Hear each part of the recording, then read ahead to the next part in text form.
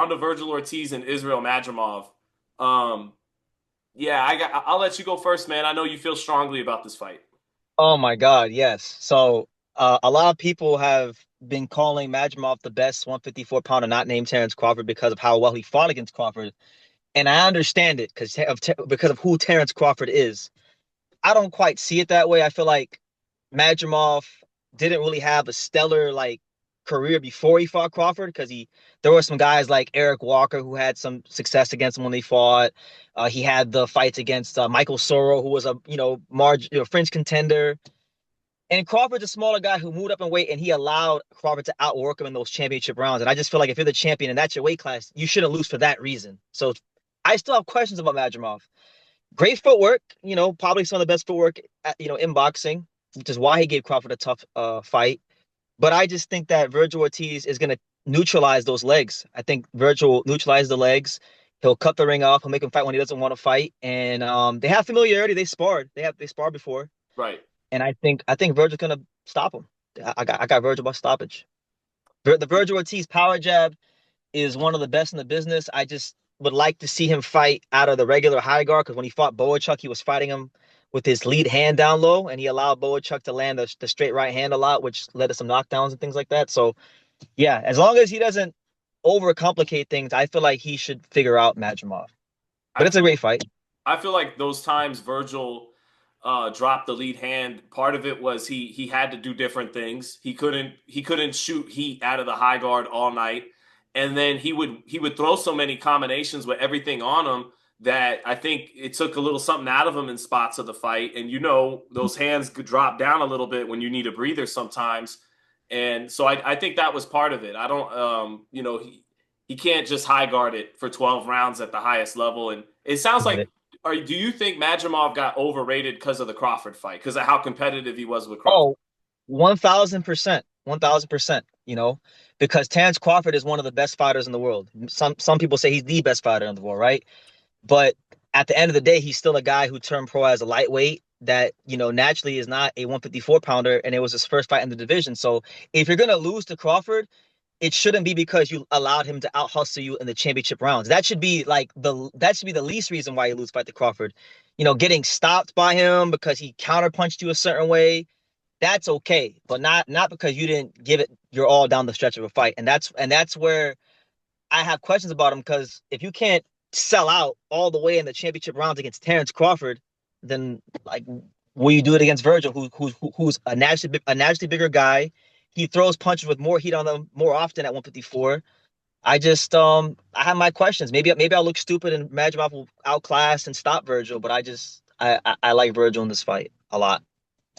Well, a couple things I'll note in Madramov's favor is Virgil still looks like a welterweight growing into 154, and Madrimov is stout and solid at 154. I mean, he's Yeah, he's built very strong at 54, and that physical strength gave Crawford some issues, along with what you said, his feints and that Eastern European style. And he's a creative Central guy. Asian, Say again. Central Asian, Uzbekistan. It's a little Uzbekistan, different. former Yeah, yeah, Soviet Union, kind yeah, of. yeah, Yeah, yeah, you're right. yeah. Thank you for the correction. Seriously, but Because if I didn't say that, they're gonna get in the comments and clown you. So Brendan's got me covered. Thank you. yeah, But yeah, they got what I meant. But I get what they yeah, mean. So, and then Ortiz, he's been hit by right hands. Boachuk put him down with the right hand. yeah, Kaviaskis hurt him with right hands. He's been hit with some right hands. And Madrimov hit Crawford with a bunch of right hands because he's very good at disguising that shot and setting it up. And he's quick on the trigger with it. He can sneak it in there. Good placement. Good yeah, footwork and feints to get that shot off. And he's got a hook to follow it up. Going back and forward and throwing it off the right hand.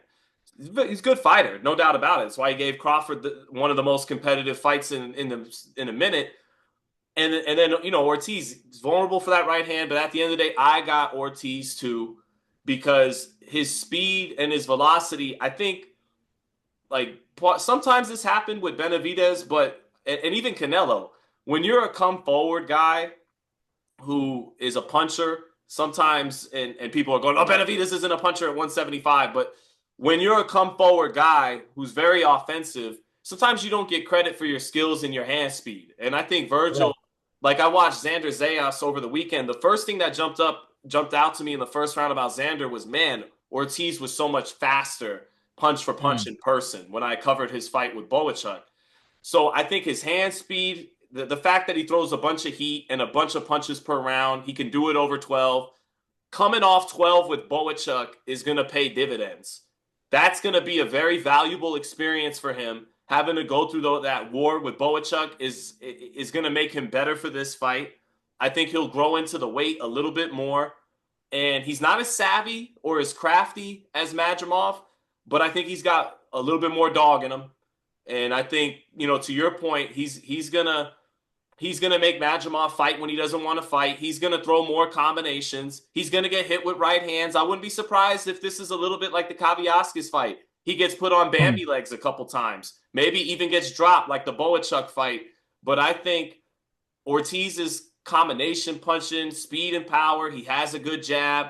His body punching. Body punching. Yep. Body punching. His ferocity. I think he's Correct. more ferocious in there than Israil His Madrimov. his overall presence in the ring that he Yeah. has. Force of natureness. Yeah. Yeah. I think yeah, I think Madrimov is gonna lack the overall offensive punch selection, the variety in punch selection to really trouble Vergil. I think Boachuk is probably one of, if not the most well-conditioned fighter at 154. Like he don't get tired. Like he don't Right. lose fight Right. tired. Madrimov don't have that kind of gas tank, but Madrimov is better than Boachuk in other areas. So that's the whole intrigue of the fight is can Vergil work out that style? I think he can. I think he will. Yeah, Madrimov is going to have to slow this thing down, unlike Boachuk. He's not as durable or relentless as Boachuk. He's definitely craftier, more skilled, and quicker. Yeah. Quicker hands. But I got Ortiz. And I think this fight, in a weird way, it could tell us a lot about Canelo Crawford. I think if Ortiz goes in there and handles Madrimov, I think that could kind of tell you Crawford might be too light in the ass for Canelo at 68. Now, if Madrimov proves both of us wrong and puts Ortiz on his ass and stops him, then I think you got to look at Crawford like, okay, you got to put more respect on him winning that decision against Madrimov.